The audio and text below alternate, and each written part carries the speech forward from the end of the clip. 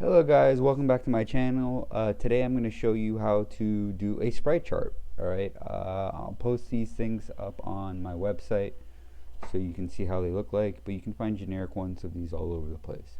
But today I'm going to show you a quick little rendition of how to sprite something, and this is something incorporating of how to organize documents really quickly, which will help you out for your AP exam when you have 7 documents and you need to quickly organize them and tag them in a way that you can easily group them when it's time to actually write your DBQ. This is also important because you can incorporate this idea when you're writing your essay, your long essays in your AP exam, and also how to inference certain portions or questions on the SAQ portion, so you can kind of like use these types of words but go a little bit deeper than the words, but they're a generic way to think when you're doing organization of it. Okay, so the first one of Sprite, again, this is a 6 category organizer. So basically you're just going to figure out where would it be more important for this document or this work having more of a theme to it, right? Each area of history has a theme that goes along with it, and these themes are all going on at the same time. And Sprite is important because you can a document or a concept can fall into different sprite categories, and that's good because you want that, because you want to have options, because when it's time to break it down or organize them, you want to see that you can put one group here, and if you only have one document that's kind of like an outlier, you can kind of figure out a way to group it into another document, because they're always going to give you a tough document to incorporate. You'll see it's very like obscure in like a journal entry or something, very hard to kind of intertwine into an essay or a theme. And also it'll give you a picture. Sometimes the pictures are easier to utilize, and sometimes they're very out there, right? Like if it's a portrait or something. But you can use these concepts to organize them into your major themes of your essay, because you want the documents to work for you. You don't want to work for the documents. Okay, so the first topic of Sprite is social.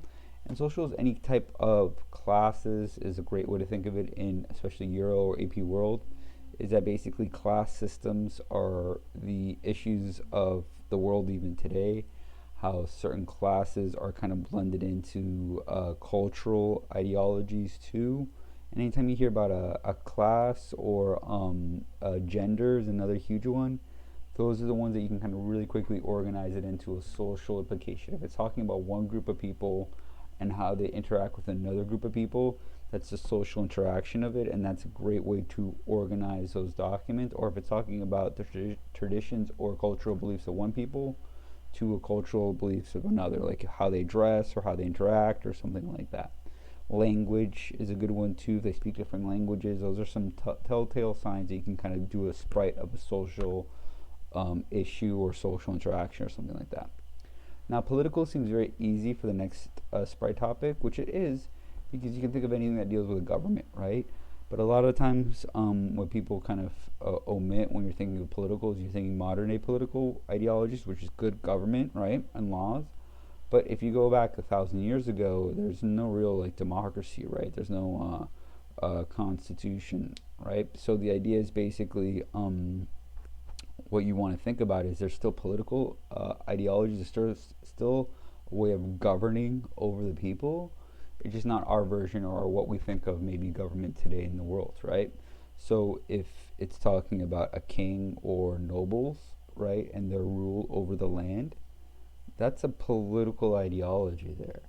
It's not maybe speaking to you as a politics of what you kind of relate to today, but it's going to be a political ideology. So if it's talking about the rule of the king and the lands that are underneath, this is a political way, a structure, laws, governance of that land, of that time, of those people. So that's one way you can easily break it down. And then anything that you can think of, laws is a huge one that pops out, and leaders and so forth, and treaties and stuff like that. It's easier to see a little bit more modern times. But if it's ancient times, you see something like an emperor or king or a ruler or nobles or something like that making decrees and stuff like that. That's a political ideology. Those are the laws of the land of that time, which is a political way of ruling one group of people ruling over another. Religious is another one. Religious speaks out a lot easier to a lot of people because it's just kind of easier to kind of pinpoint. If it's talking about Muslims or Christianity or religious beliefs, or it's talking about the Bible or the Quran, if it's world history. If it's AP Euro, you can talk about Christianity, you can talk about Catholicism, Lutheranism, and Calvinism are the big ones for AP Euro. Those are going to be like your big ones that you're going to talk about. If it's AP World, they're going to be doing generic ideologies of it, like Islam, Hinduism, right? Buddhism, Christianity, and Judaism is a little bit pre the time of AP World now, but you'll have those kind of themes going forward and how they interplay as groups of people are interacting and what characterizes one group of people in one area of Asia compared to another part of like Latin America or something like that. But anything with books, sin, salvation, morality, all that kind of thing. Again, I like to tell my students that generically speaking, you're going to be probably organizing most of your documents, like 9 out of 10 times it's going to be social, political, and religious. The only times you kind of see intellectual, technology, and economics play a big one. Maybe you'll see economics pop up a little bit more than the social, political, religious ones. But you'll see the intellectual ones popping up with, like, let's say it's the Renaissance is a huge one, because it's basically a Renaissance. It's a revival of intellectual humanism, of art and knowledge and society and all philosophy. All those kind of things are kind of emerging. You have that here, so that will be a great way of organizing it. If it's like a DBQ of documents on like the Renaissance, Michelangelo kind of thing, right? Or another big one that you probably will see a little bit better would be the Enlightenment. If you get an Enlightenment LEQ concept or a DBQ concept, something with the Enlightenment like John Locke or Montesquieu, something like that, intellectual arts would be a good one to kind of put in there, because that's going to be one that you can easily incorporate and see as these are the new ideas that are emerging during the time of natural rights, and it can kind of fit more into your groupings if you need to pull it out going forward.